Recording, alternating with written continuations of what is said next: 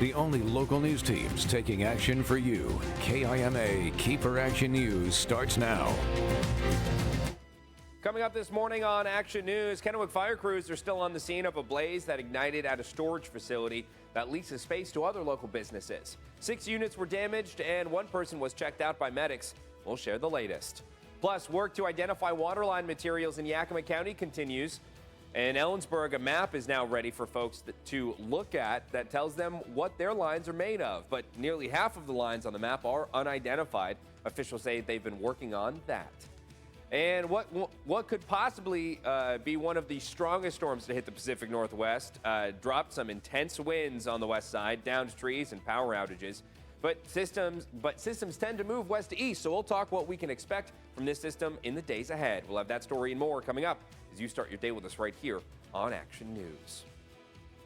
Good Wednesday morning, everybody. I'm Dave Furtado. And I'm meteorologist Jefferson Donovan. And Jefferson, let's just jump right into this. We'll talk about it in a little bit, but power lines went down. Trees were down over on the west side because of that wind. We know you said on social media it could be one of the strongest storms to hit our neck of the woods. So kind of what are we looking at this morning? One of the strongest storms ever in the Pacific Northwest region. Now, this is not going to make landfall. You mentioned storms typically move west to east. Well, this is not a typical storm. It's just going to kind of meander in the Pacific Ocean. So we're not going to be looking at those super intense impacts locally here in eastern Washington or northeast Oregon. But yesterday was a very strong wind day for some of us in Walla Walla. We did see winds gusting over 60 miles an hour yesterday. In the Lexington-Heppner area, we also saw winds gusting over 60 miles an hour yesterday. Of course, we'll talk about all of that later on. But right now, let's focus on the present. There are rain showers out and about.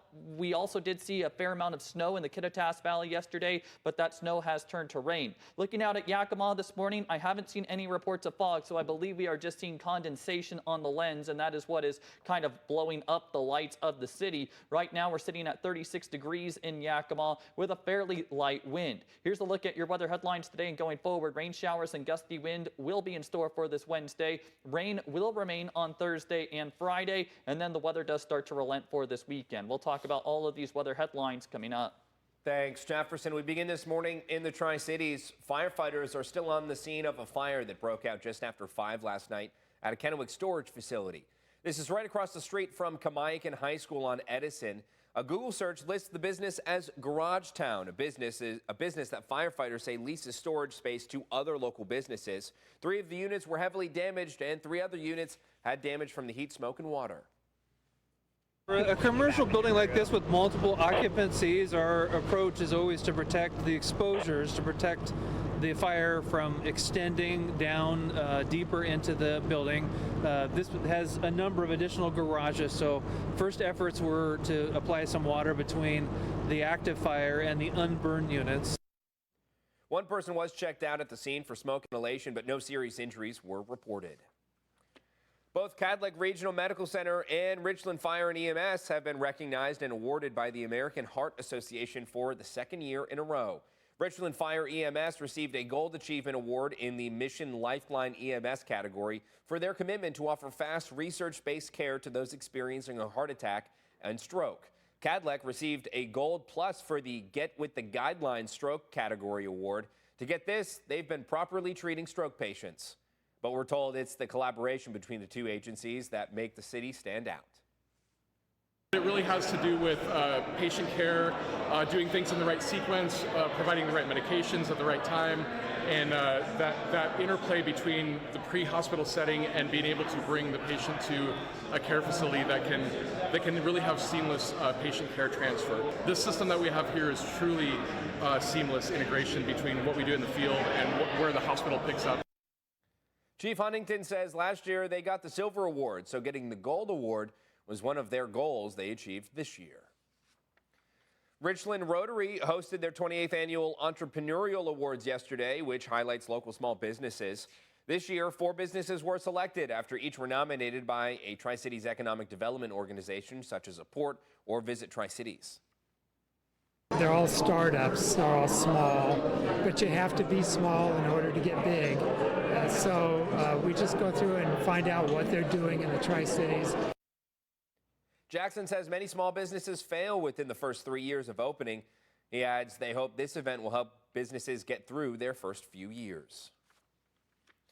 And if you live in Ellensburg, you can now check an online map to find out what your water service lines are made of. There are new federal regulations that require water providers to share this info and let their customers know if their water line contains lead or is made of unknown materials. Right now, there are no known lead lines in the city. The map shows nearly 2,900 lines as non-lead, while more than 2,800 are unknown. City leaders say they're working to update the map frequently. Right now, we have a survey open to collect information about service lines from homeowners who may know the material of the service line at their property. If your line is marked as unknown, you'll get a letter soon with more information. We have a link to the city's map up on our website, KIMATV.com. And the city of Pasco held a ribbon cutting yesterday for its newest water reservoir off Road 90 and Burns Road. Towering over the western part of the city, local leaders and folks from the area came out to see inside the tower, which was built in just over a year. There are peaks throughout the day when, say, in the evening, a lot of people are using water all at the same time. What this type of storage allows the system to do is meet those demands without reducing any pressure throughout the system. To meet demand, city leaders say they had to expedite construction of the reservoir because of the rapid growth in the western part of the city. Good news for skiers and boarders. The folks at Ski White Pass say they have tentative plans to open this coming Friday for season pass holders. Lift tickets for all others will be available this Saturday and Sunday when the ski area will be fully operational. When the conditions allow, the ski area will be open 7 days a week. As always, be sure to check the weather and pass conditions before you head up into the mountains. And finally, while we did see some wind and rain in our region yesterday, it was even worse for our neighbors west of the Cascades. What's being called the bomb cyclone brought intense winds that took down trees and created power outages on Tuesday. At one point, over 15,000 people lost power in Oregon, and more than 700,000 lost power across western Washington.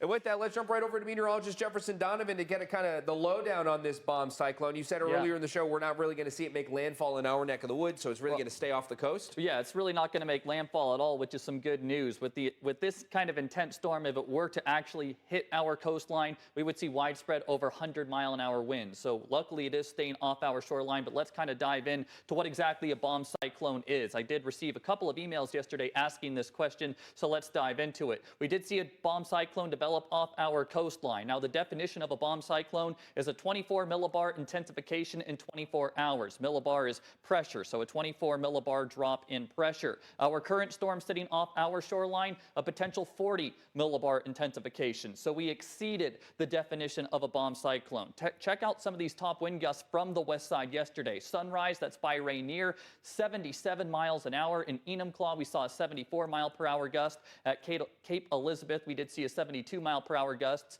And then on social media, it has not been confirmed by the National Weather Service, but I saw in Issaquah someone with a home weather station report an 87 mile per hour gust, which I don't think is outside the realm of possibilities due to something called a trapped mountain wave. Now, the unusual part about this storm is these winds were coming from the east. That is what led to all of those power outages and trees being blown down. Check out that storm system on the satellite right now. It looks like a hurricane, which kind of is what it is, but it's actually a weakening storm system right now. We are not seeing those intense winds anymore. I will talk about what implications this will have in the days ahead coming up. Thanks, Jefferson. The time now is 5:09. Coming up on KEPR KIMA this morning, some more local news. Yakima City leaders are working to shore up their revenue as they struggle to balance the budget. More money is expected to go out than come in. In about 2 minutes, we'll dive into the situation and share some of the options being considered. But later in the show, national news. A fight is already brewing in the U.S. Capitol over an incoming lawmaker, the first transgender member of U.S. Congress. And it has to do with what bathroom she'll use. One Republican is pushing to ban her from the women's restroom. We'll have all those details. And if heart health wasn't a reason to love cardio, here's another. You can lower your risk of dementia. That's according to a study out of the UK that found cognitive function improves over time and it's even helped those predisposed to the illness. We'll talk that when we get to health news. Stay with us.